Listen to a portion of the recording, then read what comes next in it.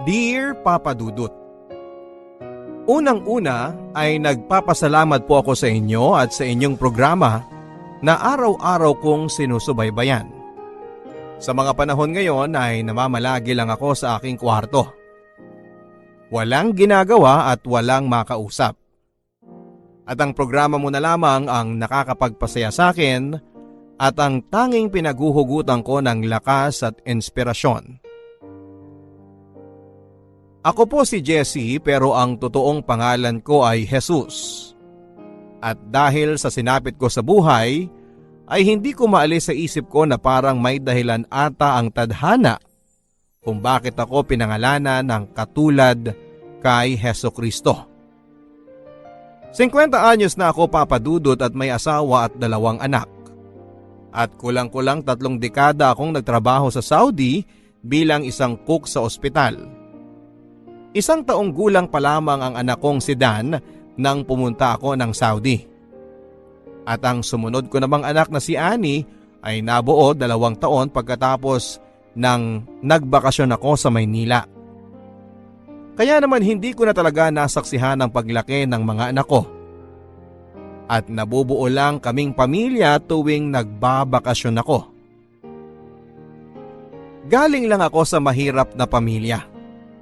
Ang ama ko ay isang construction worker at ang nanay ko naman ay naninilbihan bilang kasambahay sa isang mayamang pamilya. Sa kasamaang palad ay namatay sa aksidente ang ama ko noong ako'y 22 anyos pa lamang. Halos kasabay ng pagkakapanganak ng asawa ko sa panganay ko. At dahil ako rin ang panganay sa aming 3 magkakapatid, ay ako ang inaasahang sumalo at maging katuwang sa responsibilidad na mabigyan sila ng maayos na kinabukasan. Dahil nakatapos naman ako ng kursong nutrisyon, ay nakakuha ako noon ng trabaho sa isang kumpanya at kahit papaano ay kumikita na. Ang asawa ko namang si Lena ay nagtatrabaho na rin bilang cashier sa isang restaurant. Pero dahil nga sa pagkamatay ng aming ama, na sinabayan ng pagkakapanganak ng aking asawa, ay nagsabay-sabay ang mga gastusin. Kaya naman ang una kong naisip kaagad ay makapag-abroad. Bagamat alam ng aking asawa ang obligasyon ko sa aking mga kapatid, ay alam niya na sila ng anak ko ang pinakadahilan kung bakit ako nag-abroad. Kung tutuusin naman kasi, Papa Dudut, ay kaya naman naming maitawid mag-asawa ang pagpapamilya. Pero hindi sasapat ang kinikita ko para mapagtapos ang mga sarili kong kapatid. Ang sinasabi ko sa aking asawa ay gusto ko kasing makapag-aral sa isang pribadong paaralan ng mga anak namin para mas maging maganda ang kinabukasan nila. Bagamat totoo naman ay binibigyan din ako ng dahilan na yon ng sapat na oras para matapos ko ang obligasyon ko sa mga kapatid ko, habang hindi pa pumapasok sa eskwelahan ang anak namin. Pero ang nangyari, Papa Dudut, ay yung sumunod sa akin lalaki na si David ay nakabuntis at hindi nakapagtapos. At ang bunso naming si Ruth ay bagsak-bagsakan sa mga grado. Kaya ilang taon sa high school at college bago nakagraduate. At para mapanindigan din ang pangako ko sa asawa ko na papag-aralin ko ang mga anak namin sa mga pribadong eskwelahan, ay doble kayod ako sa Saudi. Kahit nga ilegal ang mag-sideline sa Saudi ay pinasok ko na rin para humaba-haba lang ang PC ko sa mga bayarin. At sa kabila ng mga sakripisyo ko, ay naiibsan naman ang mga hirap at lungkot ko sa Saudi tuwing umuuwi ako ng Pilipinas. Sa airport pa lang ay kumpleto palagi ang pamilya ko, pati na ang mga kamag-anak na sumusundo. Sa tuwing uuwi ako, pakiramdam ko ay ako si Santa Claus na nagbibigay ng mga regalo sa pamilya at kamag-anak. Ang kinaibahan lamang namin ay mapa good or bad sila, ay nakakatanggap sila ng regalo sa akin.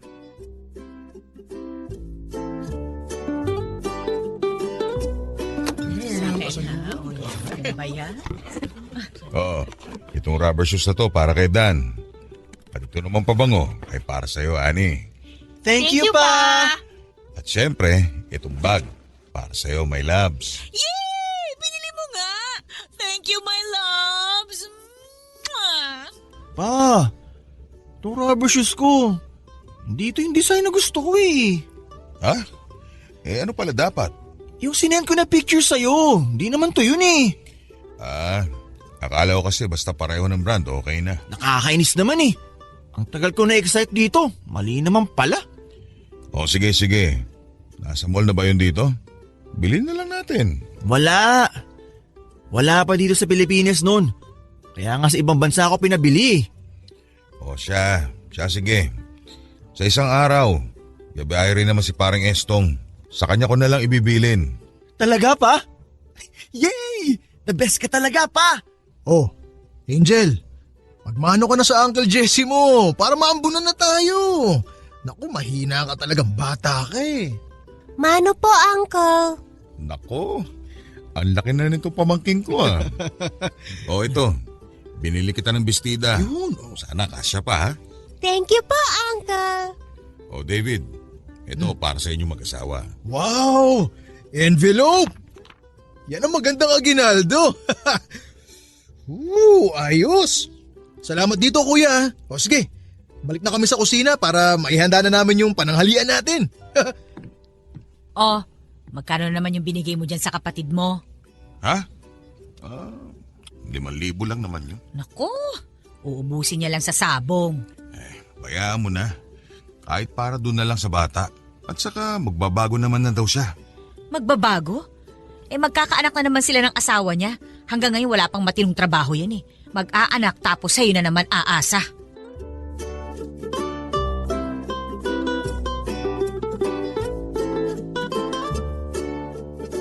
Aminado naman ako, Papa Dudut, na na-spoil ko yung mga kapatid ko. Ang akin lang naman kasi, sa tuwing kumakain kami ng mga masasarap na pagkain at binibili ko ng magagandang gamit ang sarili kong pamilya, nagigilty ako na yung mga kapatid ko ay hindi tinatamasa kahit kalahati man lang ng naiparamdam ko sa sarili kong pamilya. Kahit naman kasi nag-asawa ng maaga yung kapatid ko at yung bunso namin ay naging bulakpol, ay malapit at malambing pa rin sila sa akin. Maski na nga yung pamangking kong bata, bagay na namimiss ko sa mga anak ko. At minsan na nga rin, maski sa asawa ko. Mahirap mang tanggapin, Papa Dudut, ay hindi close sa akin ang mga anak ko. Hindi ko rin naman sila masisisi dahil hindi ko na nga sila nasubaybayan sa kanilang paglaki. At kahit pa taon-taon din naman ang pagbabakasyon ko sa Pilipinas, lalo na nitong mga nakaraan, ay alam ko namang hindi sasapat yon kailanman sa mga namiss ko na mga mahalagang pangyayari sa buhay ng mga anak ko. Kaya nga kahit na lumaki rin na medyo bulakbol at maluho yung dalawa kong anak, hirap akong sitahin sila dahil na nga sa mga naging pagkukulang ko. At dahil sa alam kong isusumbat nila sa akin na yung mga kapatid ko ay hanggang ngayon ay umaasa pa rin sa akin. Masakit man, Papa Dudut, pero pakiramdam ko, minsan ay ATM ang tingin sa akin ng sarili kong pamilya. Kahit na nitong mga lumipas na taon ay nauso na ang cellphone at internet, ay bibihira lang kung makipag-usap sa akin ang mga anak ko. Yung asawa ko lang ang madalas kong nakakausap at halos bawat usap namin ay nagtatapos pa sa mga paalala ng mga dapat na bayaran at pagkagastusan.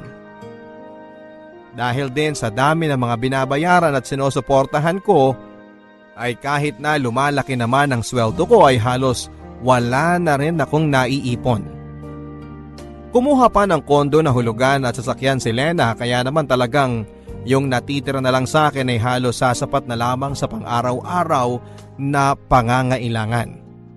At dahil din dito ay kahit na masama na ang pakiramdam ko, hanggat kaya ko pang pumasok sa trabaho ay gagawin ko.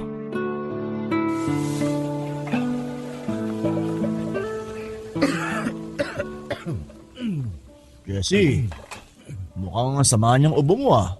Okay lang. Okay lang ako.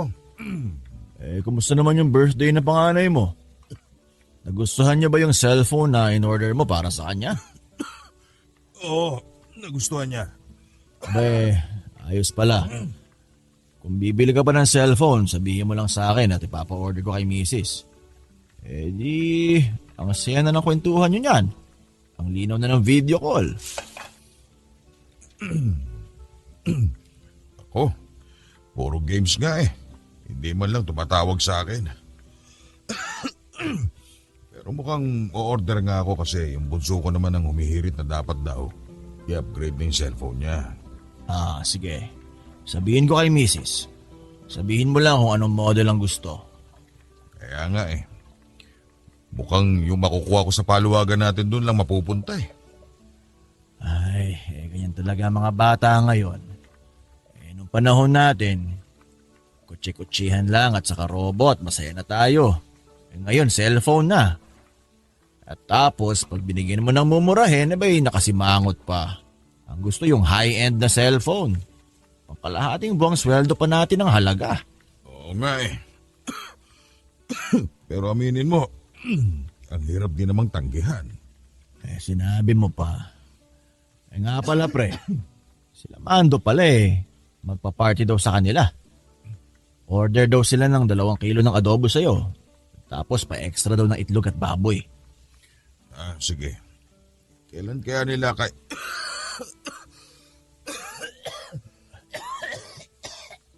Tubig! Inom muna pare, inom muna.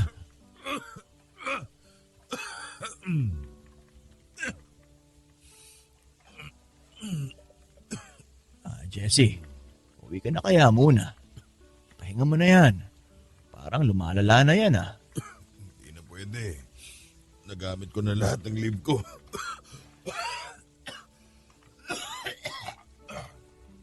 Jesse, rinig na rinig ko yung ubo mo hanggang sa opisina ko I'm sorry sir.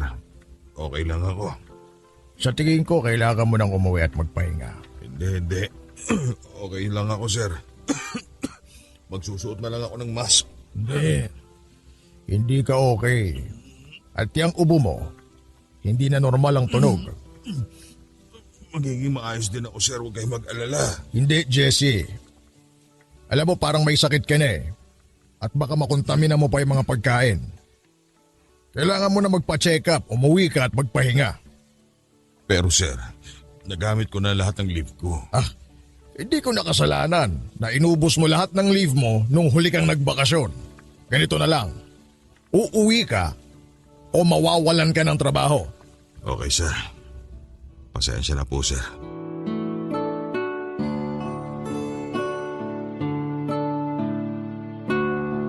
Lahat ng uri ng pagtitipid ay ginagawa ko, Papa Dudut. Kahit na paulit-ulit na ulam araw-araw sa loob ng higit 300 araw ay ayos lang sa akin. Basta sa 1 buwan na bakasyon ko sa Pilipinas ay napapakain ko sa mga masasarap na restaurant ang pamilya ko at mga kamag-anak. Sa isang OFW kasi, Papa Dudut, ay hindi lang pamilya mo ang kailangan mong pakainin o ilibre sa tuwing uwi mo. Pati na ang mga kamag-anak, mga kaibigan at kaibigan ng mga kamag-anak. Kumbaga ay one time big time na gastusan sa 1 buwan tapos ay 11 buwan na kayod at pagtitiis. At ganoon na nga naging buhay ko sa loob ng halos 3 dekada, Papa Dudut. Kaya nga hindi na rin ako nakakapagpa-check up. Nung una ay para makatipid pero noong nagsimula na akong may nararamdamang mga kakaiba, ay dahil sa pangamba na baka nga kung ano ang makita ng mga doktor ay makadagdag pa sa gastos. Sa isip-isip ko, sige na. Kakayod kabayo na ako sa Saudi, ang mahalaga ay maihanda ko ang pamilya ko, lalo na ang mga anak ko, para mabigyan din nila ang mga sarili nila ng maayos na kinabukasan. Kakayod ako maipasok lang sila sa mga magagandang paaralan para mas maganda ang mga trabaho na makuha nila sa pagka-graduate nila. Pero Ewan ko ba kung saan pa ako nagkulang, Papa Dudut. Sa kabila kasi ng mga paghihirap ko ay parang nakita ko lang na napunta sa wala ang lahat. Yung mga anak ko ay napag-aral ko nga sa mga pribadong paaralan. Pero ang nangyari naman ay lumaki silang insecure sa mga mayayamang kaklase. Kaya kailangan kapag bagong pasukan, bago ang gamit nila. Mula sa school supplies hanggang sa uniforme at sapatos. Kada taon din ay tinataasan ko ang mga baon nila. Pero kahit pa sunod sa layaw ang mga anak ko ay hindi pa rin yon sapat. Apektado pa rin ang mga grado nila. Palaging pasang-awa. At noong nakagraduate nga sila ng high school, ang gusto rin nila ay mag-aral sa mga mahal at sikat na university. At dahil halos pasang-awa lang sila sa mga grades nila noong high school ay hindi rin naman sila nakakuha ng scholarship. Kaya napilitan din ako na pag-aralin sila sa mga gusto nilang pasukang mahal na eskwelahan. Ang dahilan kasi nila, ang mga kumpanya daw ay tinitingnan lang naman kung saan sila graduate na university. At kapag nakita na nanggaling sila sa sikat at mamahaling eskwelahan, ay maganda kaagad ang makukuha nilang trabaho. At dahil nakikita ko naman na may punto sila ay pumayag na rin ako sa kanilang desisyon. Isa rin sa mga dahilan, Papa Dudut, kung bakit ako napapayag na ipasok sa mga pribadong university ang mga anak ko ay dahil si Lena ay may nakuhang negosyo ng panahon na yon na nakatulong ng malaki sa pamilya. Nagsisimula pa lang noon ang mga networking, Papa Dudut, at nag-invest kami ng malaking pera para mag-member.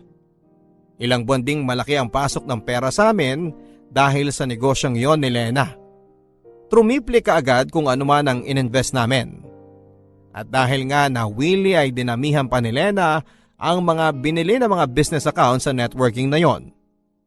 Pero matapos lang ang kulang-kulang isang taon ay pinasara ang kumpanyang yon at hindi na namin nabawi kung ano man ang na-invest namin. Sa halip na kumita ay luging-lugi pa kami sa na-invest sa illegal palang kumpanya.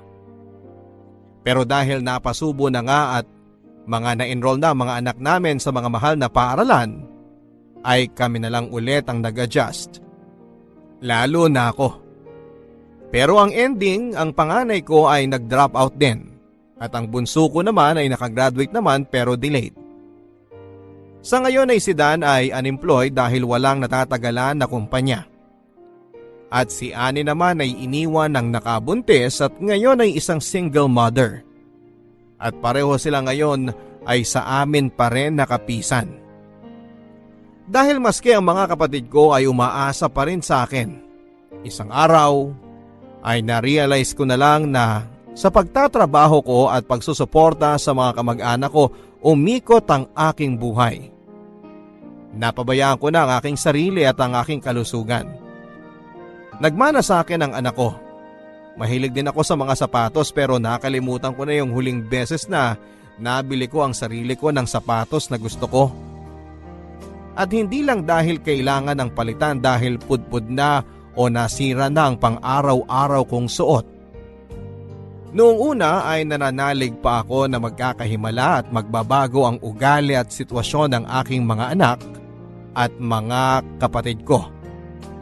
Pero nitong lumaon ay lalo na noong nakaramdam na ako ng kakaiba ay napalitan ako ng pangamba. Pangamba na kapag namatay ako, saan pupulutin ang mag-iina ko at ang mga kapatid ko? Oh, bakit hindi mo subukan tong lemon chicken? Hindi ko kaya. Ang hapdi. Hindi pa rin ba magaling yung singaw mo? Hindi pa eh. Ano ba yan? Bago ka umalis sa Saudi, nandyan na yan ah. Matatapos na bakasyon mo dito, hindi pa rin gumagaling? Kuya, tawas at sipilyo lang ang katapat niyan. Magsipilyo ka kasi dapat palagi. Bakit wala pa dito si Angel ngayon? Busy ba sa pag-aaral sa accounting? Ay, kuya, mag-shift daw siya ng kurso eh. Parang gusto raw niya na mag-com arts. Bakit? Bumagsak ano? Sabi ko naman pakuhain mo ng nursing yung anak mo. para makapag-abroad at nang kumita kagad ng malaki. Mahirap naman kasing ipilit sa bata kung ano yung gusto ng magulang. Mamaya, magbulakbol pa eh. Ganun din naman ang ginawa niya eh. Sayang ang pinangmamatrikula ng kuya mo dyan kay Angel. Sa ComArts lang pala mauuwi. Ate Lena, alam kong maraming utang na loob ang pamilya ko kay kuya. Pero alam mong hindi ko naman ipinilit kay kuya yun eh. Siya ang nagkusang mag-sponsor ng pag-aaral ni Angel. Tinanggap mo naman kagad. Naging magulang ka pa. Lena, tama na. Grabe ka naman makapagsalita, Ate Lena. Huwag kang mag-alala. Oras na makaluwag-luwag ako at nakapagtrabaho na si Angel, babayaran namin ang lahat ng utang namin kay kuya. David, tama na. Tito David, wag mo ngang pagtaasan ng boses si Mama. Alam mong kung hindi dahil sa inyo, dapat mas magaan ang buhay namin ngayon. Samantalang kayo sunod sa layaw. Ikaw yung pasabong-sabong mo at yung anak mo naman sa katamaran sa pag-aaral. Huwag mong pagsalitaan ng pinsan mo ng ganyan ha. Huwag mo akong pagsalitaan ng ganyan. Kami ang orihinal na pamilya ni kuya. Kaya huwag kayong manumbat-numbat dyan. Tama na!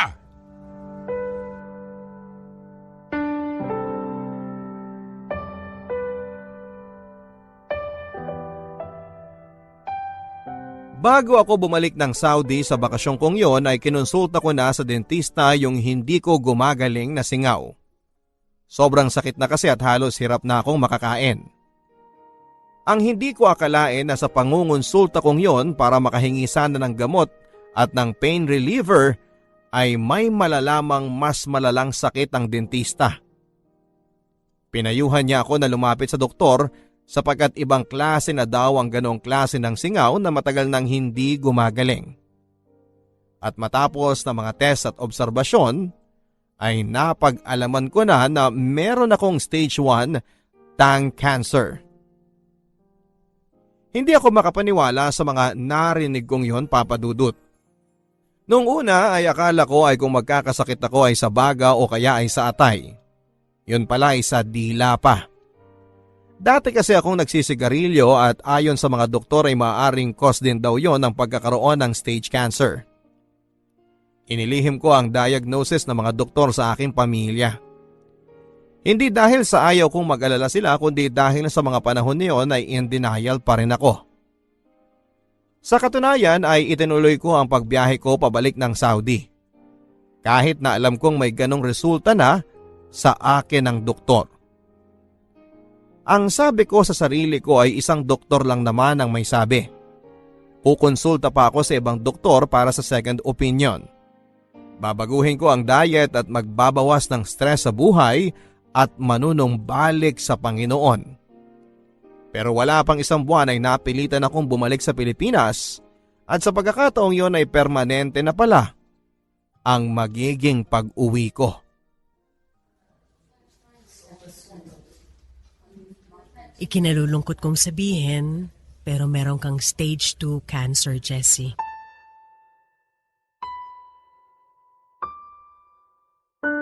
Ano? Stage 2 na? Oo. Sigurado ho ba kayo dyan? Ikukuha po muna kami ng second opinion. Hindi na kailangan, Lena. Bakit naman? Mawalang galang na ho, Doc, ha? Pero paano kung mali kayo? Hindi basta-basta ang sakit na cancer, ha?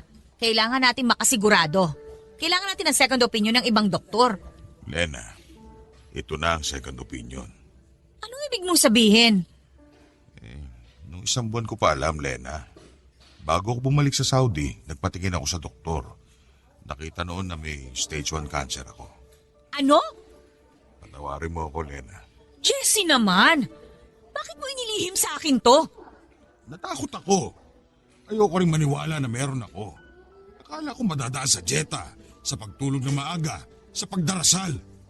Lumala pa pala. Ano ba naman yan, Jessie? Doc, ano na ho bang magagawa natin ngayon? Ang good news is, kapag stage 1 or 2 cancer ay mataas ang chance na magamot pa ito. Kailangan niyang i-chemotherapy. Pero mas maganda sana kung nung stage 1 pa lang ay naagapan na kaagad natin to. Ang bad news ay kadalasan ng pinaka-epektibong paraan para maiwasan ang pagkalat ng cancer ay kinakailangang putulin ang dila ng pasyente. Ano ho? Hindi pa naman po siguradong kailangan gawin yun kay Jessie, hindi po ba? Ayokong paasahin kayo, Jessie, Lena. Pero minsan talaga kailangan nating piliin ang lesser evil lalo na pagdating sa cancer. Makakapagsalita pa po ba ako? Kapag malaki ang kailangan nating tanggalin, baka may posibilidad na hindi ka na makapagsalita. Tingnan mo nga yan, Jessie. Kung nung 1 buwan pa lang sinabi mo na, baka naagapan pa. Ngayon, mababaldado ka na, mas mapapagastos pa tayo. O paano na lang tayo niyan?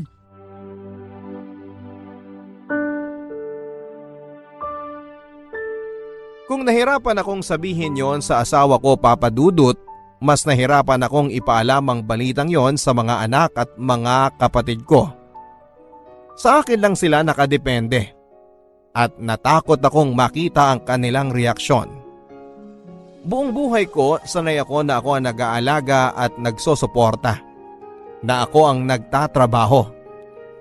Ngayon sa isang iglap ay bigla akong naging imbalido. Walang pakinabang at alagain.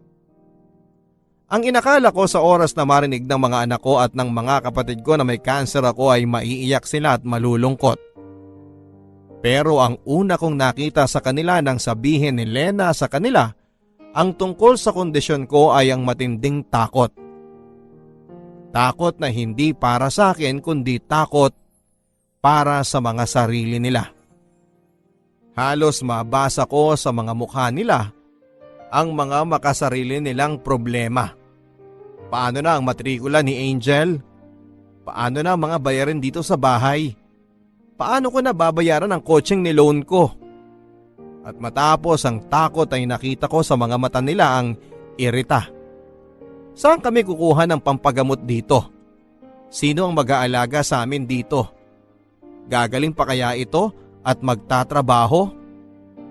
At sa isang igla, Papa Dudut, mula sa pagiging breadwinner ay bigla akong naging pabigat. Gamit ang sarili kong savings ay agad akong isinabak sa chemotherapy. At masasabi kong ilang sessions pa lamang ng chemotherapy ay dinaig na niya ang lahat ng hirap na dinanas ko sa Saudi. Nariyan yung walang tigil ako sa kakasuka. May panahon na hindi matigil ang pagdumi ko.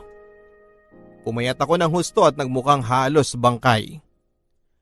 Ngunit bukod sa pisikal na sakit ay mas matindi ata ang emosyonal na dulot ng chemotherapy sa akin, Papa Dudut. Ni hindi na sa akin makatingin si Lena.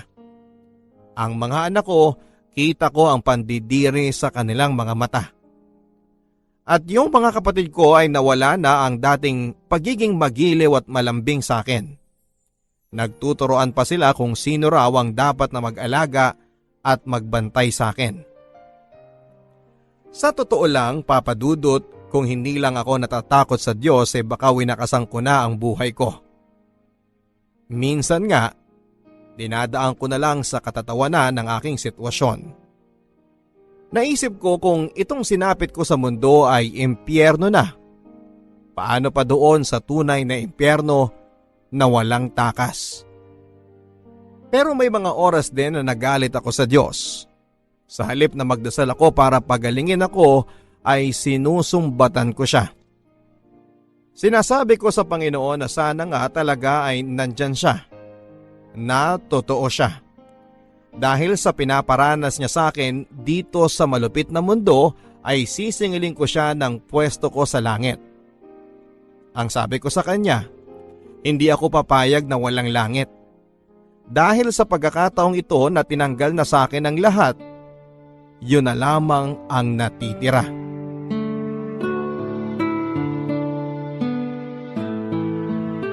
Ipinatawag ko ang family meeting na to para pag-usapan ang kalagayan ng tatay ninyo, ng kapatid ninyo. Ate Lena, pwede ba mabilis lang? May lakad pa kasi ako eh. Saan naman ang lakad mo? Sa sabungan. Wala ka nang pangsabong Ayan baldado na ang kapatid mo. Hindi pa nagsisimula yung pamiting mo, binubungangaan mo na ako ng ganyan. Hindi na, alis na lang ako. Hoy! Maupo ka nga rito. Ngayon ka lang magkakaobligasyon sa kapatid mo. Wala kang utang na loob Sige ate, uupo ako rito. Pero isang panlilibak pang lumabas dyan sa bibig mo, lalayasan talaga kita. O siya. Sige, makinig kayo. Naubos na ang savings ni Jessie dahil sa pagpapagamot niya. May utang pa tayo sa ospital. Pwede ako mangutang sa kakilala ko pero hindi sasapat yon. Ma, gusto ko mang magbigay pero alam mo namang may anak na akong binubuhay. Wala rin naman akong nakukuha sa tatay niyan. Mas lalo na akong walang ibibigay. Wala pa nga ulit akong trabaho eh. Kaya nga kailangan na nating magbenta ng gamit. Ano? Yung kotse ko, tsaka yung kotse mo, Dan. Kailangan na nating ibenta. Ano? Akin yun eh. Saan tayo kukuha ng pera, Aber? At Ani, yung TV sa kwarto mo ha, ibenta rin natin yon. Mabuti at bago-bago pa yon. Daya! Bakit si Annie TV lang ibebenta? Ako yung kotse ko. Dahil may anak na yung kapatid mo. Dapat pala nag-anak na rin ako. Tingnan mo nga yung mga dahilan mo. Mamimiloso po ka ng ganyan. Ang lakas ng loob mo wala kang ng trabaho. Ganyan ba magdahilan ng 27 anyos na lalaki? Siguro! Kung naging ganito man ako, hindi ko kasalanan yon. Kasalanan niyo yun ni Papa. Dahil kayo mga magulang. Aba! Ay, sumasobra ka na ha? Anong gusto mo? Palayasin kita dito? Bukas na bukas ha. Ibenta mo yung kotse mo. At ikaw, David, kukunin na namin yung pinautang namin sa iyong puhunan. Ano ba naman yan? Naihulog ko na yun eh. Naihulog? Nasaan ang kita, Aber? 6 na buwan na yun ni isang kusing walang nakakabalik. Ilan na ba yung pautang sa'yo? Saan nakukuha ng pera? Bahala ka! Kung kinakailangan mo magbenta ng kidney, gawin mo. Ang mahalaga, makabayad ka sa utang mo. Para naman yan sa kapatid mo eh. Buisit! Nagka-cancer pa kasi.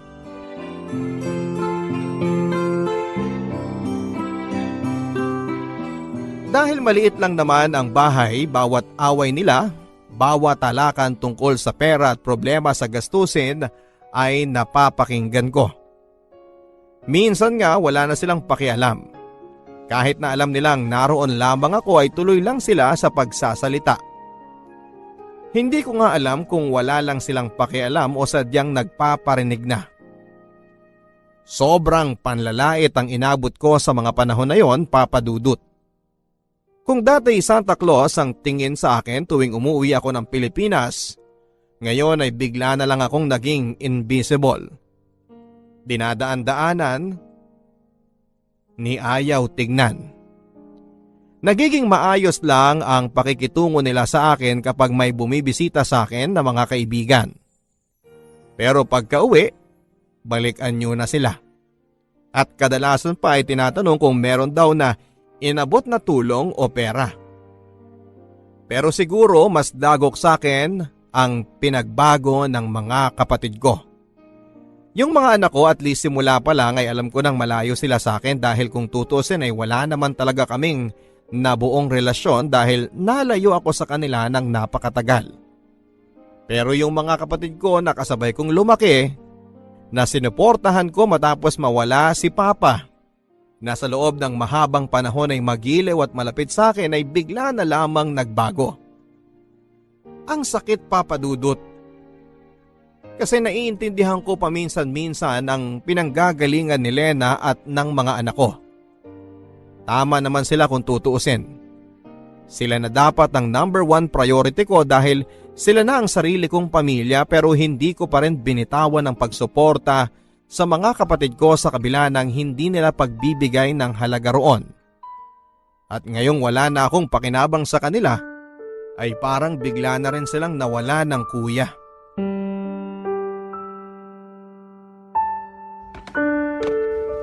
Oh, bakit nakabihis ka na? Mamaya pang hapon ang check-up ng papa nyo. Ma, hindi pala ako pwedeng sumama kay Papa. May lakad ako. Ano? Ang linaw-linaw ng usapan natin Schedule mo ngayon. May lakad nga ako eh. Si Annie na lang tawagan mo. Pasamahin mo sa kanya. Baka pwedeng isingit niya sa lunch break niya. 1 oras lang ang lunch break noon. Mag-isip ka nga. Sige na, alis na ako. Anak ng tokwa talaga to. Tawagin mo nga si Tito Dan mo sa kabilang bahay at papuntahin mo dito. Sige. Nagmamadali na ako. Lena, bayaan mo na. Ang Ako na lang mag-isang pupunta doon. Ano ka ba? Tingnan mo nga yung sarili mo. Naka-wheelchair ka pa. Paano ka sasakyan yan sa taxi? Oh, ano na naman ang kailangan nyo? David, ikaw na muna ang sumama sa kuya mo sa pagpapacheck up niya. May lakad daw kasi si Dan eh. Kakasama ko lang sa kanya nung isang araw Tapos ako na naman ulit ngayon? Bakit? Busy ka? May trabaho ka? Wala ka namang ginagawa Yan ang akala mo. Wala ka namang alam Kung makapagsalita ka, akala mo kung sino ka. Lena, bayaan mo na. Tawagan ko si kumparing Efren, baka masamahan niya ako. Ay hindi! Tapos ano sasabihin? Pagchichismisan tayo na sarili mong pamilya, hindi ka madala sa ospital, kailangan pa ng kaibigan ang gumawa? Hoy, ikaw David, wala ka na magagawa. Ikaw na ang sumama sa kuya mo. Bakit hindi ikaw? Bakit? May trabaho din naman ako Kung hindi ka pwede, di utusan mo si Angel o kaya si Ruth. At na magkapakinabang naman kayo. Mga inutil kayong mga kapatid. Teka, bakit hindi ikaw? Ikaw ang asawa Yung problema mo binapasa mo sa amin. Aba hoy, ang kapal ang mukha mo Parang hindi rin kayo nakinabang sa kuya niyo Dati halos araw-araw kayo kumakatambay dito. Kakadilihensya ng pera. Ngayon hindi kayo mapakiusapan? Bahala kayo! Dali mo mag-isa yan! Ang sakit na marinig sa kapatid ko na tukuyin ako bilang problema. Ang nangyari sa akin ng araw na yon ay nauwi na nga na ang sumama na nga lang talaga sa akin ay ang kumparing Efren ko. Siyempre, nagsinungaling ako sa kanya at ang sabi ko ay nagkaroon ng emergency si Dan at hindi ako maihatid. At kung hindi nga lang talaga kami gipit na gipit ay hindi rin naman kami lalapit sa kanya upang humingi ng tulong. Pero bukod sa pagpoprotekta sa aking pamilya, sa tingin ko ay sinabi ko yon kay paring Efren dahil ayoko rin na mapahiya sa kanya. Dating katrabaho ko si Efren sa Saudi. Ang kaibahan namin, siya ay naging success story. Nakapag-ipon sila ng matino ng kanyang asawa, sinuwerte sa negosyo kaya bumalik ng maaga sa Pilipinas. Nasaksihan lahat ni Efren ang mga sakripisyo ko sa Saudi noon para sa pamilya ko at mga anak ko. At ayaw kong isipin niya na matapos ng lahat ng iyon ay bukod sa wala na ngang napala ang mga kapatid at mga anak ko, ganito pa nila akong tratuhin sa ngayon. Pero sa tingin ko, kahit naman hindi ko pa sabihin kay Efren ay nararamdaman niya na may pinagdaraanan ako. Sa makatuwid ay nag-offer nga siya na kung gusto ko raw ba na baka mas makakabuti sa akin ang mag-recover sa isang bahay nila sa Antipolo. Ang caretaker lang naman daw ang naroon at maaari din daw akong hanapan ng pwedeng mag-alaga sa akin na makukuha lamang sa murang halaga. Awang-awa ako sa sarili ko noon, Papa Dudut. Paano ko humantong sa ganito na dati ako ang sumusuporta sa lahat? Ngayon ay ako na ang kinakaawaan at nililimusan. At higit sa lahat ay nasaan na ang pamilya ko ngayong kailangan ko sila. Mas naaasahan ko pa ang kaibigan ko at mas nakikita ko pa na may halaga ako sa ibang tao kesa sa sarili kong mga kadugo. Sa puntong iyon ay akala ko'y wala nang ilulugmok pa ang aking sitwasyon. Pero meron pa pala. May mas ibabagsak pa pala. Nang araw na yon ay sinamahan ako ni kumparing Efren sa ospital at doon ko narinig sa aking doktor ang masamang balita. Kailangan ng putulin ang dila ko. Hindi lamang tapyas kundi halos buong dila ko na ang tatanggalin. Ibig sabihin, wala na akong malalasahang pagkain at hindi na ako makapagsasalita. Sa totoo lang, Papa Dudut, mabuti na nga lang din at si Efren ang kasama ko noon nang nalaman ko ang masamang balita. Na-imagine ko na lang na papaano kung ang kasama ko ay si Dan o kaya ay si David. Baka hindi ko kayanin ang mga magiging reaksyon sa mga mukha nila. Pero dahil si Efren lang naman ang kasama ko, sa puntong yon ay doon ko na naibuhos ang lahat ng magkahalong lungkot at galit na nararamdaman ko sa pamilya ko, sa mga kapatid ko at maski na sa Diyos. Umiyak ako ng umiyak.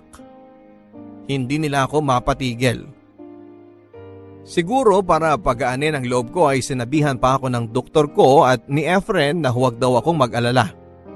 Hindi naman daw ibig sabihin noon at doon na magtatapos ang buhay ko. Magiging mahirap daw ang buhay ko pero makakapag-adjust naman ako sa bago kong sitwasyon.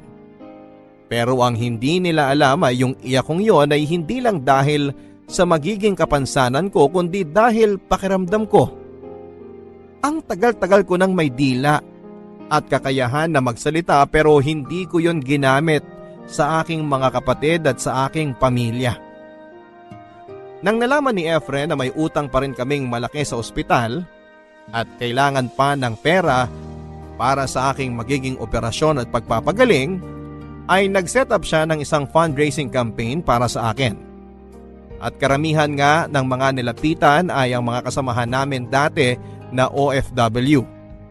Sa gulat ko ay malaki-laki ang nalikom nila sa fundraising para sa akin. At sumapat yon para mabayaran namin ang lahat ng mga utang namin sa ospital.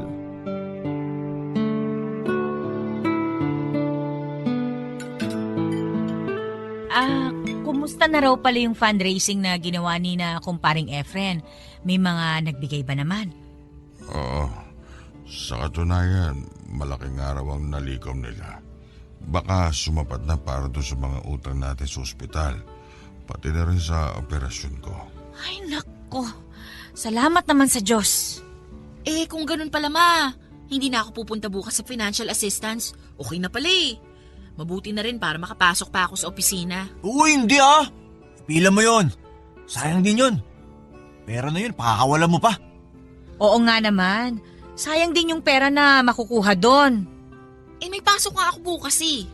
Dan, sige ikaw na lang kaya ang pumunta doon bukas. Ha? Ay, sige na nga. Kakancel ko na lang yung lakad ko. Ano ba yon? Cheque ba yon? Kanino ba ipapangalan yon? Aba, at anong balak mo? Kukunin mo yon? Hindi naman lahat. Kailangan ko rin yun para sa negosyong balak kong itayo. Hala, kung ganun din naman, edi sige na. Ako na lang ang pipila bukas para sa akin mapunta yun. Tigil nga kayo. Kung may unang pupuntahan yung cheque na yon ay para dito sa mga bayarin natin sa bahay. Daya naman eh. Binento ko yung kotse ko para sa pagpapagamot niyan. Tapos wala man lang babalik sa akin ni isang kusing. Dan, umasobra ka na ha? Bakit? Sa akin din naman ang galing ay pinambayad mo sa sasakyan na yan ha? Ganon. So hindi mo naman pala yung binigay sa akin, pinahiram mo lang. Sana pala, nilinaw mo nung binigay mo sa akin yung kotse para hindi na ako umasa. Sumusobra ka na ha? Jessie, wag mo na kasing patulan. Ano? Sasaktan niyo ako? Tandaan niyo, matanda na kayo. Malapit na kayo maging baldado. Mula ngayon, hindi na kayo mabubuhay nang wala kami. Mag-ingat-ingat kayo sa mga sinasabi niyo. Dan, tumahimik ka na. Alam niyo, kung hindi ka namin naalagaan, mamamatay ka. Dan!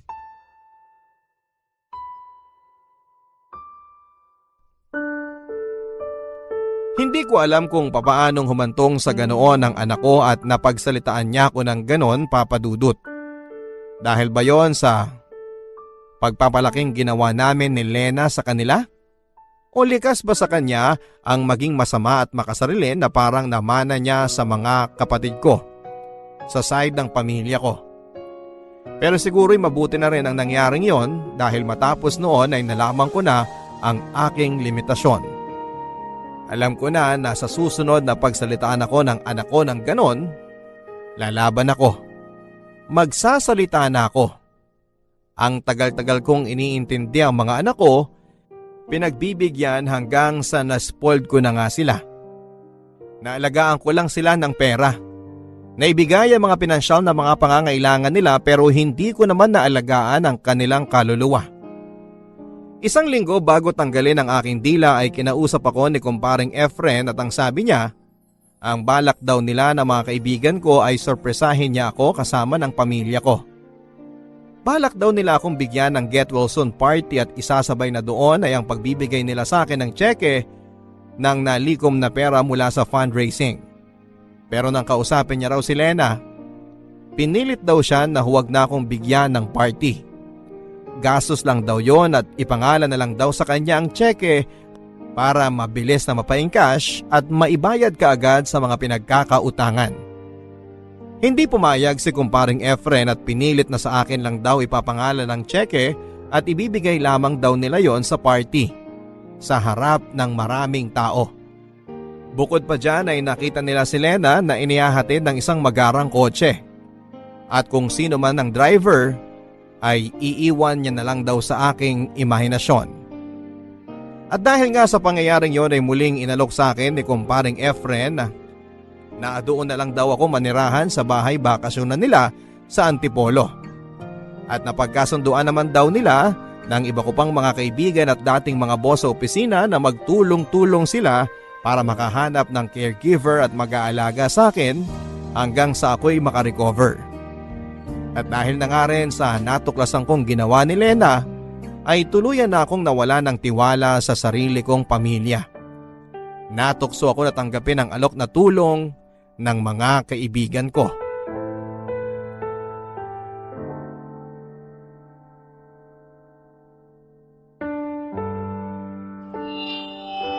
Ngayon po ay dumating na tayo sa pinakamahalagang bahagi ng ating programa. Dahil po sa tulong ninyong lahat ay nakalikom tayo ng 987,304 pesos na magagamit ni Jessie para sa kanyang mga gastusin sa ospital at pagpapagaling. Pero bago ang lahat, nais muna naming tawagin ng ilan sa mga kamag-anak ni Jessie para magbigay ng maikling mensahe. Unahin natin siguro yung bunsong anak ni Jessie, si Annie. Maraming salamat po sa pagpunta niyo dito at para sa tulong na ibinahagi niyo sa aming pamilya. Okay, short and sweet. Sige, ang susunod naman nating tawagin ay ang panganay ni Jessie na si Dan. Maraming salamat ho sa bigay niyong pera sa amin. Oh, yun lang? Contest ata ito ng paiklian na sagot sa ama mo, anong masasabi mo, Dan? Lalo pat ilang araw na lang ay ooperahan na siya. Get well soon pa. Ay, iba parang may pinanghuhugutan. Bakit? Ano ba gusto nyo? Na magdrama kami rito dahil nilimusan nyo kami? Gusto nyo gumaan pakiramdam nyo dahil nakatulong kayo sa mahirap? Dan! Lumayas ka na lang dito kung mag-aasta kang ganyan. Ano bang gusto nilang marinig? Kung gaano kabuti at matulungin yung ama namin, kaya maski yung isusubo na lang namin, ibibigay pa dyan sa mga batugan niyang kamag-anak? Aba, hayop kang bata ka!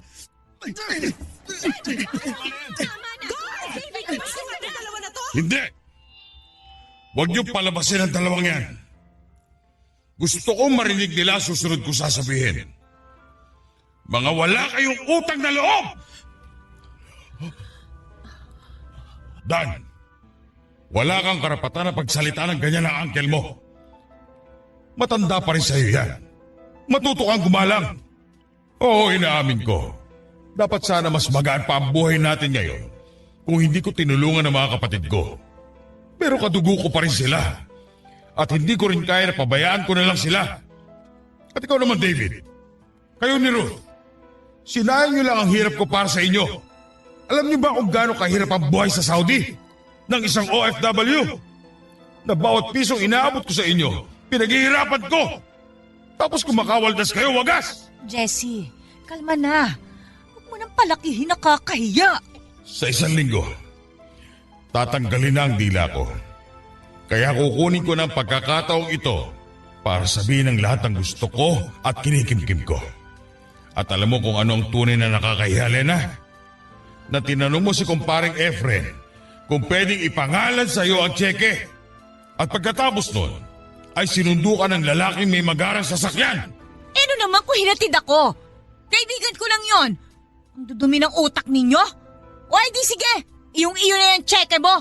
Wala kang utang na loob. Lena, kayong lahat ang walang utang na loob. doon ako dediretso sa rest house na inihanda ni kumparing Efren at ng mga kaibigan ko sa Antipolo. Mula ngayon, tinatapos ko na ang obligasyon ko sa inyo. At huwag kayong mag-alala dahil wala na rin kayong obligasyon sa akin.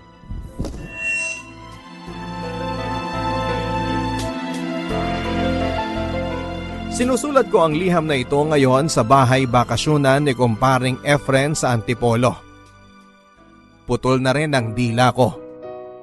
Pero ang magandang balita ay nag-improve na ang kalagayan ko. Sa susunod kong check-up ay ipinagdarasal ko na naging successful ang chemotherapy at ang pagputol sa aking dila para madugtungan pa ng kahit na ilang taon pa ang buhay ko. Nakakatuwang isipin na ilang buwan lang ang nakakalipas ay naisip kong kitlin ang buhay ko. Ilang buwan pa lamang ang lumipas nang ang pagtingin ko sa buhay ay isang sumpa at ang mundo ay isang impyerno. Pero nang dahil sa mga malasakit ng kaibigan, sa kabutihan ng Diyos at ang pagiging mapagkumbaba at pagbukas ko ng aking sarili upang tumanggap ng tulong sa iba, ay nabago ang aking pananaw. Putol man ang dila ko, pakiramdam ko ay mas malaya na ako sa ngayon. Sana nga ipagpalain po ako ng kahit na ilang taon man lamang, Papa Dudut. Sapagkat sa edad kong ito, 50 anyos, ay ngayon pa lamang talaga ako magsisimulang mabuhay ng ayon sa aking gusto. Nang para lamang sa sarili ko. Sa edad na 50 anyos ay ngayon pa lamang natutunang pahalagahan ng sarili.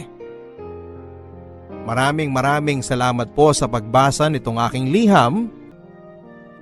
Kahit nahihirapan na ako ay ngingiti pa rin ako. Ayokong pinapakita sa iba na umiiyak ako.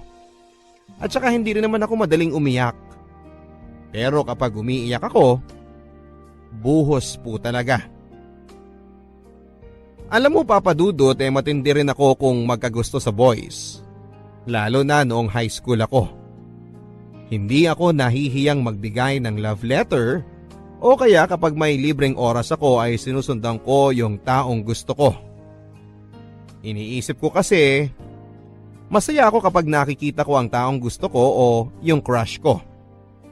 Nagkakaroon ako ng inspirasyon makita ko lamang siya. Natutuwa ako kapag napapangiti ko siya. Sa akin ay okay na yon. Hindi na niya kailangang magkagusto pa sa akin. Pero syempre mas okay kung magkakagusto siya, hindi ba? Pero okay lang kung hindi naman. Nadala ko yung mga ganitong pag-uugali hanggang sa mag-college ako. Papunta pa lang ako sa freshman orientation namin nung una kong makita si Roman. 24 lang siya noon pero nasa final year na sa law school. At dahil hindi ako inabutan ng K-12, 16 years old pa lamang ako nang pumasok na freshman sa isang malaking university sa Metro Manila. Nagkaroon ng aksidente noon sa daanan. Nagkabuhol-buhol ang traffic dahil may tumaob na van. Bumaba kami sa sinasakyan naming jeep dahil nakita naming nagkakagulo na ang mga tao. Nakita ko na may mga tao sa loob ng van na hindi pa rin makalabas. Yung iba, umiiyak. Yung iba naman ay humihingi ng saklolo. Kaya lang, lahat ng mga tao ay parang tulala. Walang makagalaw sa sobrang shock dahil sa aksidenteng nangyari. Tapos ay bigla na lang akong nakarinig ng malakas na sigaw. Hindi sigaw na parang natataranta kundi sigaw na parang naguutos. Nakita ko sa kaliwa ko ang isang lalaking nirorolyo ang mahabang sleeves ng polo niya habang nagdidikta sa mga tao kung ano ang gagawin. Siya mismo ang dumapa para kunin ang mga taong natrap sa loob ng tumaob na van. Isa-isa nilang nailigtas ang mga pasahero. Mabuti na lang at walang namatay. May mga nasugatan pero hindi naman malubha. By that time ay dumating na ang rescue team kaya nabigyan ng emergency treatment ang mga nasugatan. Nagpalakpakan ang mga tao nang mahugot ni Roman ang huling tao sa van. doon ako unang humanga at nagkagusto sa kanya. Nung una kong nakita si Roman, Papa Dudut, ay hindi ko alam na iisa lang pala ang pinapasukan naming university. Pero dahil magkaiba kami ng kurso ay hindi ko siya nakikita. Nagkita na lamang kami nang muli kaming nagkabanggaan sa library. As in literal na banggaan talaga. Medyo clumsy rin kasi ako kaya hindi ko siya napansin. Pero siya yung nag-sorry sa akin habang tinutulungan niya akong pulutin yung mga gamit ko. Ako naman ay natulala na lamang. Wala akong nasabi kundi okay lang. Yun lang. Hanggang sa umalis na siya, sayang. Hindi ko man lang natanong kung ano ang pangalan niya. Ang kisig ng mukha niya, Papa Dudut. Sa malayo medyo matatakot ka kasi mukhang domineering. Pero sa malapitan, parang masasabi mo sa kanya lahat ng problema mo kasi alam mong makikinig siya. Pero mabait siguro akong tao, Papa Dudut, kasi may extra blessing akong natanggap mula sa langit. Naiwan ni Roman ang ID niya sa counter na hiniraman niya ng libro. Student assistant yung kaibigan ko kaya nakuha ko kaagad yung pangalan niya. Pati yung kurso, student number at napasigaw na lamang ako ng thank you Lord. Mula noon ay pinuntahan ko na siya sa building nila. Inalam ko yung schedule niya pati yung mga lugar na madalas nilang tinatambayan ng kapareho niyang mga law students. At dahil may camera ako na may telephoto lens, madalas ko siyang nakukunan mula sa malayo. Naglalakad, nag-aaral, nakikipag-usap sa mga kaibigan. Sa madaling salita ay naging stalker ako ni Roman, Papa Dudut. Hindi naman unusual na may dala akong camera kasi visual communication ang kurso ko. Required kaming mag-submit ng photos ng iba't ibang tema. Nagkataon nga lang nakasama si Roman sa mga pictures. Kapag landscape, nandun siya sa tabi ng puno. Nag-aaral. Kapag cityscape ang tema, naglalakad siya habang isang luma at mataas na building ang nasa likuran niya. Kapag portraiture, puro mukha niya. Wala akong magagawa. Inspired ako kapag siya ang kinukunan ko, Papa Dudut. Yun nga lang, hindi ko alam na napapansin na pala niyang sinusundan ko siya. Ang ganda ng kuha niya rito, di ba? Ang soft ng tapo ng ilaw sa harap tapos may highlight sa buhok. Ikaw talaga, basta inspired ka, ang gaganda ng kuha mo. Lalo na kung kasama si attorney sa picture. Uy, mabuti hindi kanya nahuhuli na kinukunan mo siya. Hindi ko alam kung alam niya. Parang deadman naman siya pag nakikita niya ako. Pero one time, hindi ko alam kung mainit yung ulo niya. Nung kukunan ko na siya habang nakaupo sa bench sa labas ng building nila, dapat tingin siya sa akin. Ang sama ng tingin. Kaya bigla akong inimos yung camera ko. Kunwari kukunan ko ng picture yung puno sa harap ko. Nakakatawa ka talaga. Kung ako yun, baka tumakbo na ako bago mapahiya. Hindi naman siguro ako hihiyain ni attorney. Mukha naman ako mabait. Tsaka may legitimate excuse naman ako para kumuha ng pictures. Yun nga lang, may iba rin akong intensyon. Oy, huwag mo sabihin ikaw ang manliligaw, ha? Oy, hindi Pero pwede rin. Kaya lang, baka pagkaharap ko na siya, matulala na naman ako. Tapos wala akong masabi. Kagaya nung nagkabanggaan kami sa library. Uy, tagal na nun, Patapos na yung SEM, nahihiya ka pa rin. Hindi ko maalam Kahit sa malayo, kumakabog yung dibdib ko sa sobrang kabe. Di lalo na ako sa malapitan. Baka atakihin na lang ako sa puso. Malamang. Excuse me, ikaw si Julie? Ha? Ikaw si Julie? Oo, ako nga, attorney. Ano? Ako si Julie. Hi! Huwag ka masyado maging friendly sa akin. Ha? Kailangan kong i-confiscate yung SD card ng camera mo. SD card ko? Bakit? I believe majority ng mga kuha mo sa SD card mo ako ang subject. At dahil hindi ka nagpaalam sa akin, pwede kong i-confiscate ang mga kuha mo. Ha?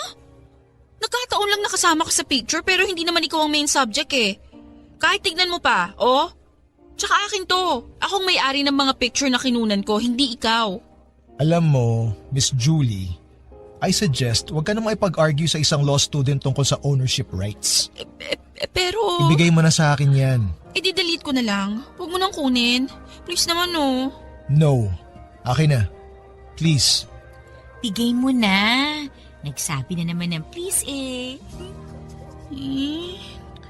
Ito na nga. Thank you. Lagot, paano yung mga plates mo? Uy, nakita mo lang yung asawa mo. Nabaliw ka na. Hindi. Nakita ko lang siya. Naging con artist na ako. Yung lumang SD card ko yung binigay ko sa kanya. Yun yung SD card na wala siya sa picture.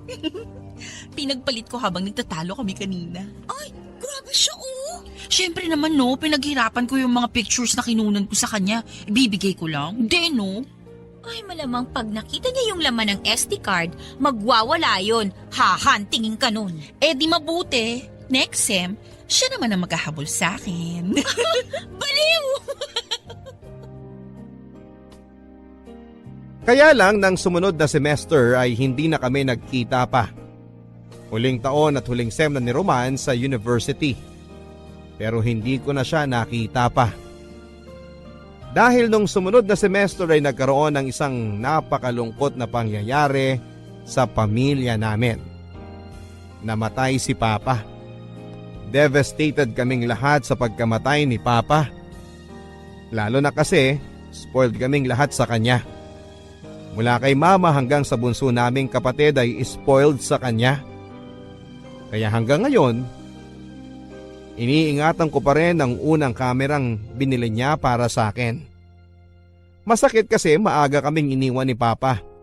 Pero kailangan naming harapin ang reality na wala na siya. Sa pagkalibing kay Papa ay nagmeeting kami ng mga kapatid ko. Kasama si Mama. Si Papa ang breadwinner sa pamilya at nung namatay siya ay nawala na ang taong nagpo-provide ng mga pangangailangan namin. At dahil masyado pang bata ang dalawang kapatid ko, kami ni Mama ang nagtutulungan sa mga magiging gastusin namin sa pang-araw-araw. Naghanap ng mapapasukang trabaho si Mama. Pero dahil hindi naman nakatapos ng college, nahirapan siyang makakuha ng trabaho. Nang matanggap naman siya sa trabaho ay hindi naman ganong kalaki ang sweldo niya. Nasa minimum lang. Ako naman bilang panganay ay nag-decide ako na maging irregular student na lamang. Kapag may pang-tuition, saka ako mag-i-enroll. May mga semester na nagpa-file ako ng leave of absence para magtrabaho at makapag-ipon ng pang-tuition. Kaya inabot ako ng halos 7 years bago ako nakagraduate sa isang 4-year course, Papa Dudut. Sa loob ng 7 years na yon, hindi ko pa rin makalimutan si Roman. Pero dahil naging busy na ako sa pagtatrabaho at pag-aaral ay hindi ko na siya hinahanap pa. Ang sabi sa akin ni Marie, after a year pagkatapos niyang graduate ay nakapasa na to ng bar. Wala siya sa top 10 pero nasa 3% ng mga nakapasa. Yun nga lang ay hindi ko na alam kung saang legal office siya napunta. Pero noong mga panahon na yon kahit na hindi ko siya nakikita at wala na akong balita pa sa kanya, isa pa rin siya sa mga nagbibigay sa akin ng inspirasyon at lakas para magpatuloy at lumaban sa buhay. Dahil sa kanya at dahil nakikita ko ang mga pictures niya, nagiging positive pa rin ako sa buhay ko. Kahit sumagi sa isipan ko na baka nag-asawa na siya, masaya pa rin ako at iniisip ko at least yung taong nagbigay sa akin ng saya, masaya na rin sa buhay niya. Pagka-graduate ay nahirapan akong humanap ng trabaho. Kung meron man, puro racket lang sa production. Hindi stable ang sweldo.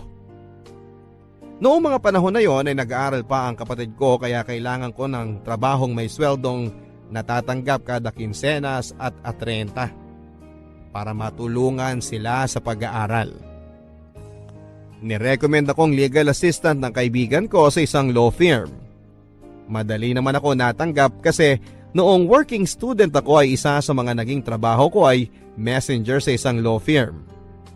Tumutulong din ako sa mga legal secretaries ng mga abogado nila, kaya naman kahit papaano ay may alam na rin ako.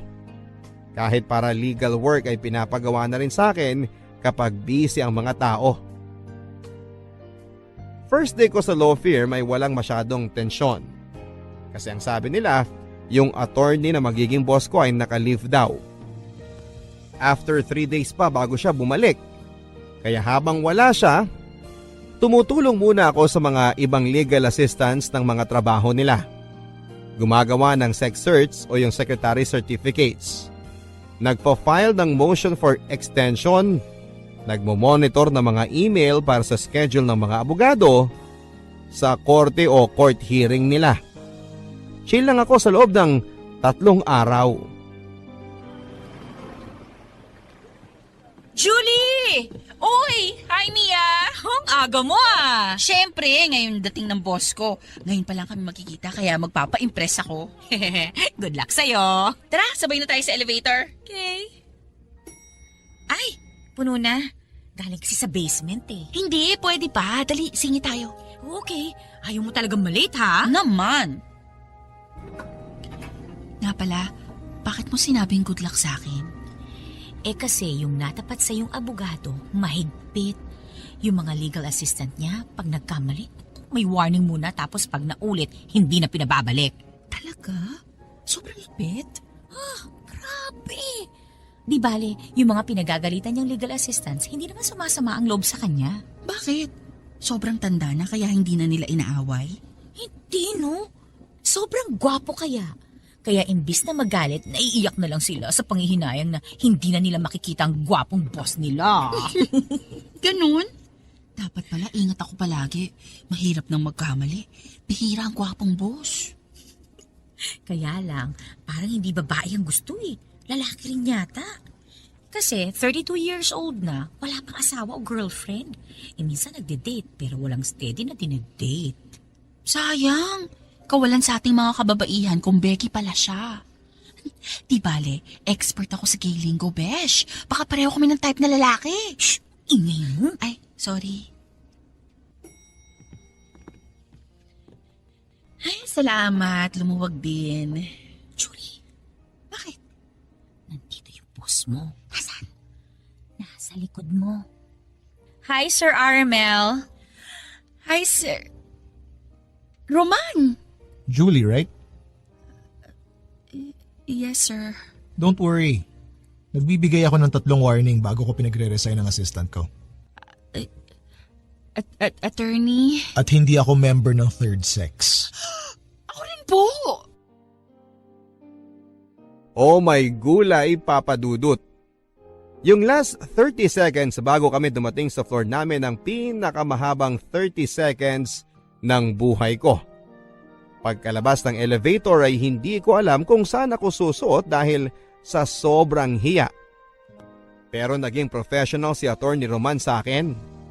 Pinapunta niya ako kagad sa office niya para i-orient ng mga inaasahan niyang gagawin ko bilang legal secretary niya. Pagkatapos ng initial shock ay kumambyo na ako kaagad sa work mode ko. Una, kasi ayoko magkamali dahil kailangan ko ng stable na trabaho. At ikalawa kasi si attorney may love pala ang boss ko. Bawal magkamali. Kaya lang medyo nalungkot din ako kasi parang hindi na niya ako naaalala. Sa bagay, 7 years ago na rin yun at nagbago na rin ang itsura ko. Nagmature na. At isang beses lang kami nagkausap. Okay lang sa akin. May bonus inspiration na uli ako. Thank you, Lord. Sa loob ng mga sumunod na araw, papadudot kung merong gagawing evaluation sa aming mga legal assistants, siguradong excellent ang makukuha kong grade. Paano ba naman kasi ako palagi ang nauuna sa office namin at halos kasabay ko na yung maintenance ng building na pumapasok sa umaga. Bago dumating si attorney ay handa na yung mga papeles na kakailanganin niya for the day. Handa na rin ang coffee niya. Black na may 3 sachet ng brown sugar na kasama. May kasama pang konting kakanin na binili ko sa may amin. Kaya naman talagang masarap na pang merienda yon o kaya naman pang almusal. Nung una kong dinalhan si attorney noon ay tumaas ng konti ang kilay niya. Parang sinasabing, "Ano to? Bribe?" Ngumiti na lang ako at sinabing, "Hindi po attorney, Energizer." Kinain naman niya at nagustuhan niya. Kaya tuwing umaga ay nagdadala ako ng kakanin para sa kanya. Akala tuloy ng mga nagtitinda noon sa amin, meron akong boyfriend na mahilig sa kakanin. Ang sabi ko na lang malapit na, sabay tawa. Masipag ako magtrabaho at mabilis akong matuto. Sa katunayan ay madali kong natutunan ang hierarchy ng mga abogado sa opisina namin. Associate ang tawag sa mga bagong pasok ng abogado. Senior associate naman ang tawag sa mas matagal na ng konti sa kanila. Tapos junior partner at ang pinakamataas ay senior partner. Si attorney ay senior associate pa lang pero ang chismis sa opisina, before the year ends ay gagawin siyang junior partner. Magaling siya Hindi ko pa siya nakikita in court pero ang sabi nila kapag alam nilang si attorney Roman ang abogado, medyo natatakot ang kalaban. Nalaman ko din na kahit saan pala ay merong discrimination. Kahit sa isang law firm ay siguradong hindi sadya o glaring pero meron. Minsan kahit na hindi namin trabaho ay pinapagawa sa amin. May mga nagpapabili ng pagkain, nagpapabitbit ng mga bag nila sa sasakyan, papupuntahin ka sa bahay nila para pick upin ang ilang mga documents, tapos ay makikidaan pa sa pinalonde nilang suit total on the way naman daw. In other words hindi lang kami legal assistants, kundi personal na secretary din nila. Ako, okay lang sa akin kahit pagpalinisin ako ni Attorney Roman ng kondo niya. Si Attorney My Love naman yun Para sa kanya ay gagawin ko. Kaya lang naaawa ko sa ibang legal assistant. Lalo na kay Mia na napunta sa kanya yung isang babaeng lawyer na medyo matapobre. Yung kapag tinitingnan ka, alam kong peke o branded ang suot mong damit at alam kong may K o wala ang suot mong jewelry. Sa tuwing pinapagalitan ni Attorney Casey si Mia, parang akala mo may nakuha siyang alipin. Pero bumabawi naman ito. Kapag alam niyang napaiyak niya si Mia, kinabukasan ay nagdadala to ng lunch para kay Mia. Ang sarap ng lunch mo Alam mo na kung bakit. Ba't hindi ka kasi magpalipat ng lawyer? Hindi pwede. Dahil kay Attorney Casey kaya ako napasok dito. Isa pa, bumabawi naman siya pag alam niyang pinagalitan niya ako. Tapos uutusan ka niya uli ng mga personal errand niya. Okay lang yun. Sanay na ako. Pag nag-a-abroad naman siya, may pasalubong ako, no? Yung pagkain na binibigay sa eroplano? Halata ba? Oo. Bakit ikaw? Kahit hindi mo na trabaho, ginagawa mo pa rin para kay Attorney Roman. At least si Attorney Roman, hindi niya ako inuutusan. Ako na yung nagkukusang gawin yung ilang personal errands niya. Minsan nga kahit ayaw niya, ginagawa ko pa rin. Papagalitan niya ako, pero alam ko, grateful siya sa ginawa ko kasi nakakatulong ako para mabawasan yung maliliit na bagay na medyo toxic para sa kanyang gawin.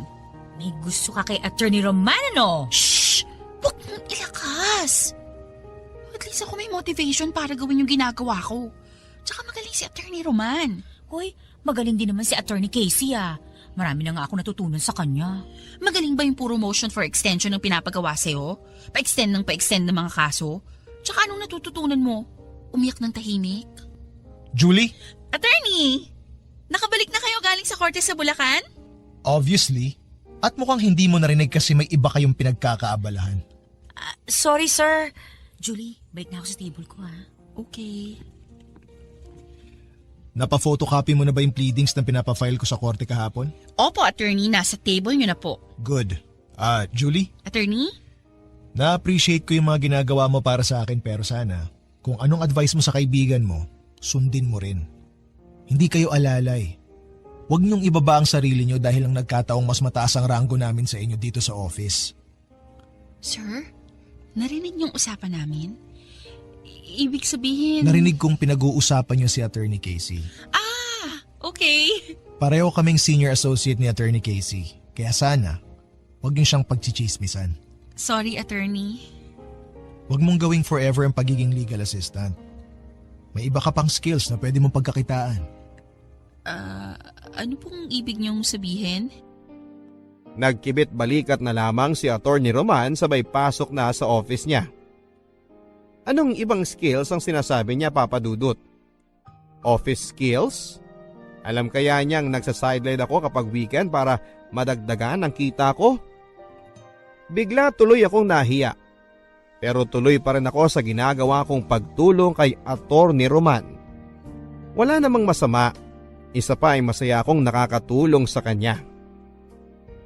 Papa Dudut, nakalimutan kong sabihin na kaya din pala ako medyo asar kay Attorney Casey kasi bukod sa pagiging arogante, ay may gusto rin siya kay Attorney Roman. Technically, karibal ko si Attorney Casey kay Attorney Roman. Hindi lang yun chismis, Papa Dudut. Nakikita namin kapag magkasama sila. Gusto niyang laging nakahawak sa braso ni Attorney Roman. Si Attorney deadma. Kapag nakikita ko nga sila ay parang gusto kong pumagitna na sa kanila at paghiwalayin silang dalawa. Kaya lang, legal assistant lang ako.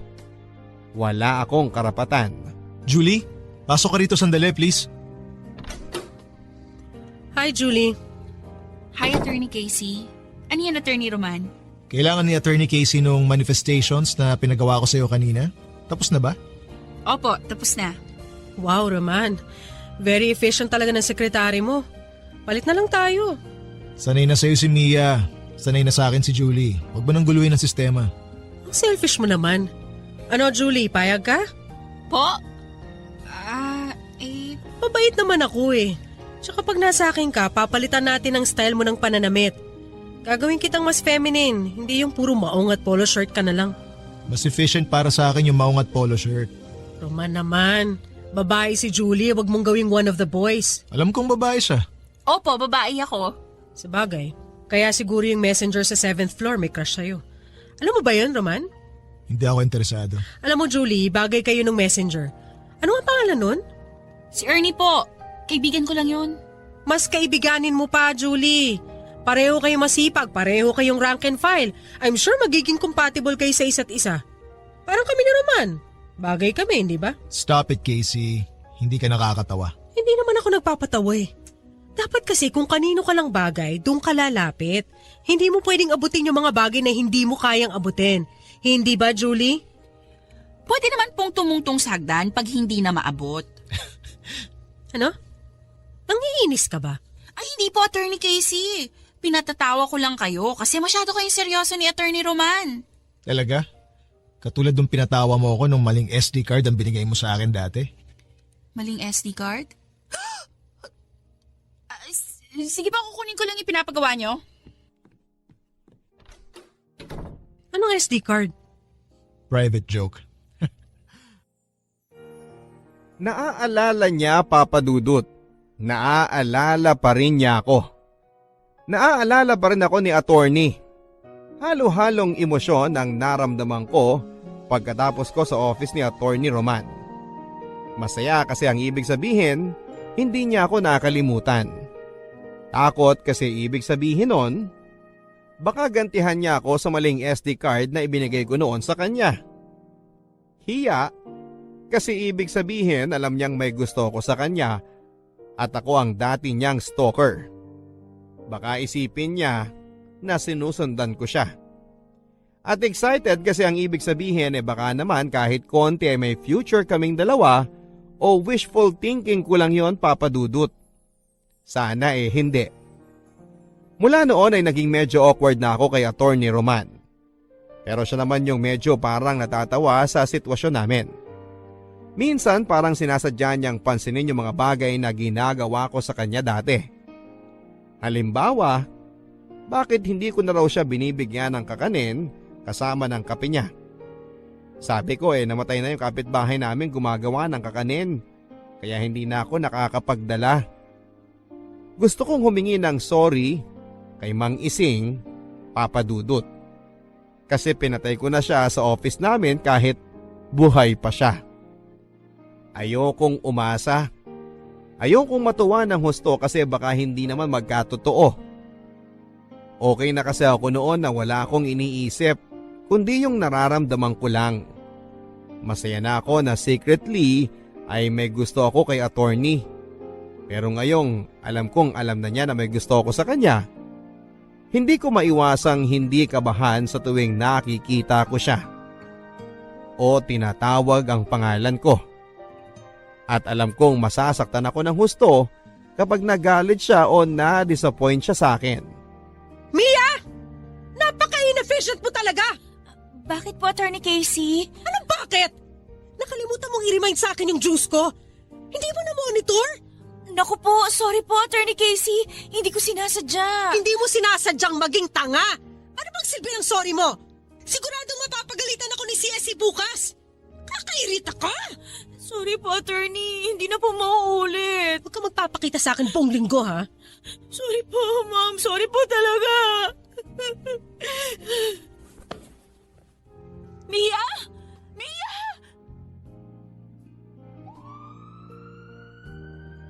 Oh, tapos ng palabas. Ba't nandito pa kayo sa labas?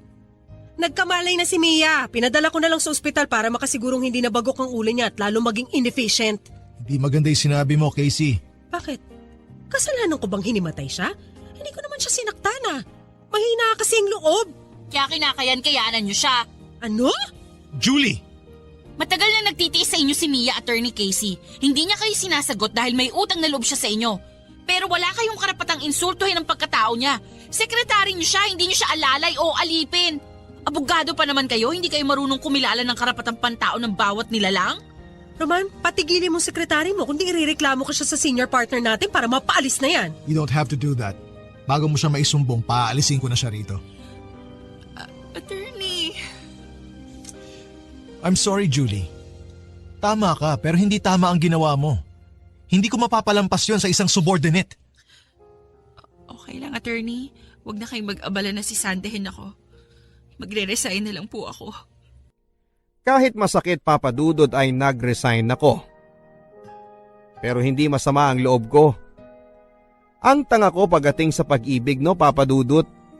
Hindi na nga ako kinampihan ng taong mahal ko. Naiintindihan ko pa kung bakit niya ginawa yon. Ayokong maging minus point sa kanya ang pagkakaroon ng sekretary na walang manners at paalaaway. Ayokong dahil doon kaya hindi siya gagawing junior partner kasi kapag nangyari yon, ako ang unang malulungkot. At saka ang sabi naman niya, meron akong ibang skills na pwede kong magamit kung sakali. Kaya hindi ako natatakot na mag-resign. Nangihinayang lang ako kasi malaking tulong sa pamilya namin yung 15 at 30 na siguradong sweldo ko. Pero kilala ko yung pamilya ko. Alam ko na maiintindihan nila kung sakaling tipid muna kami hanggat hindi ako nakakahanap ng kapalit na trabaho. Nagbigay ako ng 2 weeks notice sa opisina para makahanap sila ng ipapalit sa akin at ma-endorse ko ng maayos sa papalit sa akin ng trabahong iiwanan ko sa kanya. Si Attorney Roman, hindi ko alam kung galit sa akin o masama ang loob kasi masyadong formal ang trato sa akin. Parang ako ang sinisisi niya na nag-resign ako. Pagdating nung huling araw ko sa opisina, nagpaalam ako kay Attorney. Attorney Roman, Yes? magpapaalam na po ako sa inyo. Maraming salamat po sa lahat. Sa lahat ng ano? Sa kabutihan nyo, sa mga itinuro nyo sa akin, at sa mga advice nyo sa akin. Yun lang? Opo. Sigurado ka? Okay, magiging honest na ako. Salamat kasi ikaw ang naging inspirasyon ko habang nagtatrabaho ako dito. Dahil sa'yo, naging masaya ako. At sorry kasi na-disappoint ka sa akin dahil sa ginawa ko kay Attorney Casey. At sorry, hindi na kita pinupo. Hindi mo ba ihihingi ng sorry yung ginawa mong panluloko sa akin 7 years ago? 7 years ago? Ibig sabihin yung... SD card. Grabe naman tong magtanim ng galit. Ang lalim ng ugat. Sorry dun sa SD card. May malilipatan ka na bang trabaho? Maghahanap pa ako. Okay lang? Huwag ka mag-worry, makakahanap din ako ng ibang trabaho. Naalala mo si Gilier, yung classmate ko sa law school? Yung kasama ko nung binigyan mo ko ng maling SD card. Ah! Gilier palang pangalan niya. May-ari siya ng isang production house. Naghahanap siya ng in-house photographer. Stable na trabaho. Gusto mo subukan? Ire-recommend mo ko? Gusto mo ba? Oo naman. Wow, salamat attorney. Oh, ba't umiiyak ka? Kasi hindi na kita makikita. Sorry attorney. Siguro by now, alam mo nang mula noon hanggang ngayon, may gusto ako sa inyo. Pero huwag kayong mag-alala. Hindi ko naman ihihingi na ibalik nyo sa akin ang pagmamahal na binibigay ko. Okay na akong nasabi ko to sa inyo. At least pag alis ko dito, wala akong regrets. Salamat sa masayang 7 years, attorney. Maraming salamat din. Pinuntahan ko yung production house na sinasabi sa akin ni Roman, Papa Dudut. Nagulat ako kasi hindi siya cheap na production house. Marami silang ads na ginagawa at hindi basta-basta ang mga kliyente nila. Nakilala ko kaagad si Gilier, yung kaklase ni Roman. Ibinigay ko yung resume ko at in-interview niya ako. Nakapasa ako bilang in-house photographer nila. Pati ako ay nalula sa bilis ng mga pangyayari. Pero hindi ako nagrereklamo. Kasi ito yung ideal situation para sa akin. Ginagawa ko ang trabahong gusto ko na may stable na sweldo. After a few months at hindi sa pagmamayabang, siguro dahil sa husay kong kumuha ng pictures, ako ang madalas na nire-request ng mga kliyente sa mga event and photoshoots nila. Si attorney, naaalala ko pa rin. Kapag may lull sa shot o kaya naman ay kapag wala akong ginagawa, siya ang naiisip ko kaagad. Kumusta na kaya siya? Okay kaya yung sekretary niya na pumalit sa akin? Sana hindi siya binibigyan ng sakit ng ulo. Tapos ay bigla akong hihinto sa pag-iisip. Marirealize ko na malala na to. Kailangan ko nang kalimutan si attorney. Kasi hindi ba kung may gusto siya sa akin, sana ibinibisita niya ako dito sa bago kong trabaho. Alam naman niya kung saan ako lumipat at kaibigan naman niya si Gilier. Pero wala. Ang sabi ko tuloy sa sarili ko ay tama na, Julie. 7 taon ng buhay mo ay naubos na sa kanya. Move on ka na. Pero paano ako makaka-move on kung pati si Sir Gilier kapag nakikita ko ay si Attorney Roman ang laging kinukwento?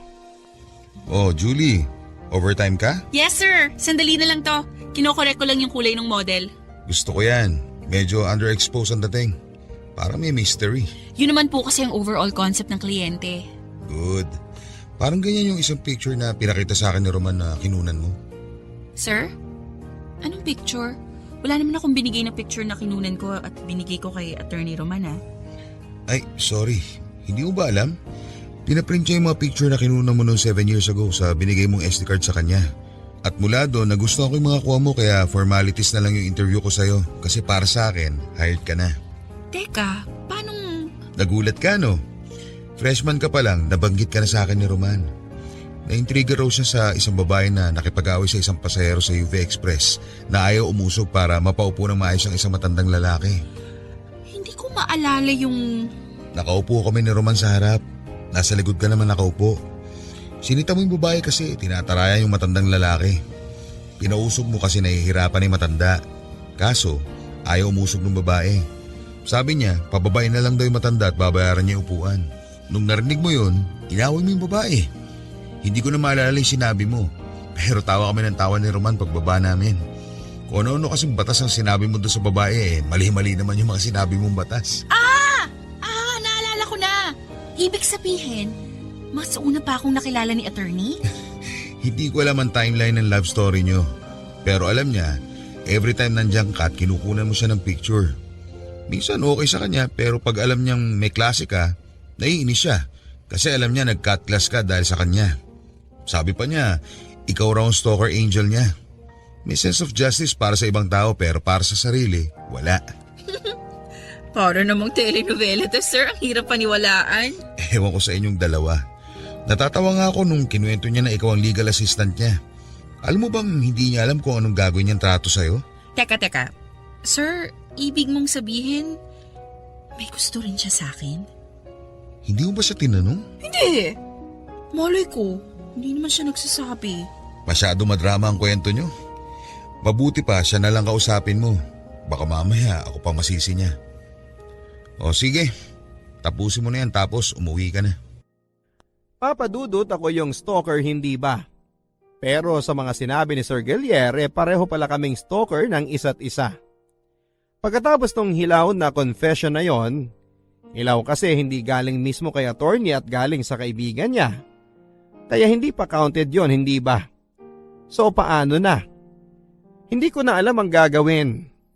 Paano magpa-progress ang level ng relationship namin ni attorney kung hindi niya ako tinatawagan o binibisita sa bago kong trabaho? At ako naman, nahihiyang tumawag o puntahan siya sa trabaho. Ang dali lang ng problema namin pero hindi namin masolusyonan, and in the end, naisip ko na dahil ako naman ang mas bata, ako na lang ang magpapakumbaba. Lily, pakipasok dito yung compliance na pinagawa ko sa'yo.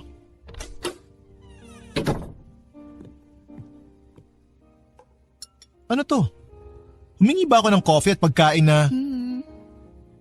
Julie! Long time no see. Kung hindi pa talaga ako pupunta dito, hindi mo ako pupuntahan sa trabaho ko? Bakit naman kita pupuntahan sa trabaho mo? Di mo ako kukumustahin? Sinasabi naman ni Guillier sa akin kung anong ginagawa mo sa opisina niyo kaya alam ko kung okay ka o hindi. Alam mo, nakakaloka ka. Ako? Bakit? Gusto pa talaga babae yung manliligaw sa'yo?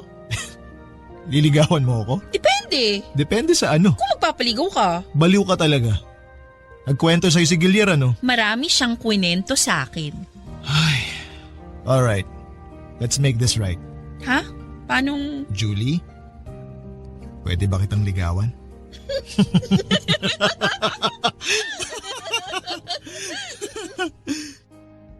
After 8 years ay naging kami ni attorney Roman Papadudut. Ang haba at ang corny ng love story namin. Puro hit and miss pero sa bandang huli, na-hit din. Apparently, hinanap din niya ako pagka-graduate niya. Pero dahil naging abala na sa bar at sa trabaho ay hindi na niya ako pinursu. At noong nakita niya akong muli, nagulat daw siya. Gusto na raw niyang itanong kung bakit ako nandun sa law office o kung saan daw ako nagpupunta pero pinigilan niya ang sarili niya dahil siya ang boss ko. Sa ngayon ay magto 2 years na kami ni attorney. Hindi na namin kailangang i-stalk ang bawat isa para ipakita ang pagmamahal namin. Sana na-inspire ang mga tagapakinig ninyo sa kwento namin ni Roman Papadudut.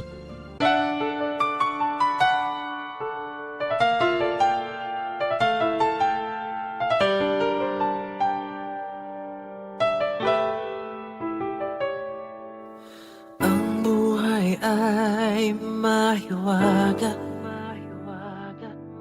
laging may lungkot at saya. Sa Papadudut Stories, laging may karamay ka.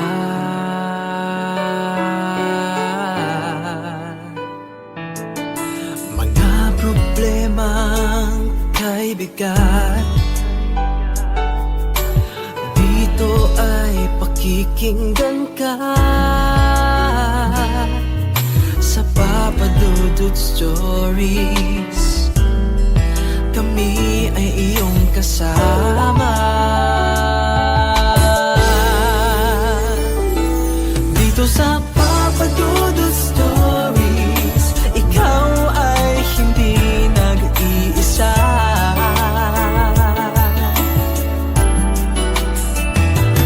Dito sa Papadudut Stories, may nagmamahal sa'yo. Papadudut Dudut Stories. Papa Dudut Stories.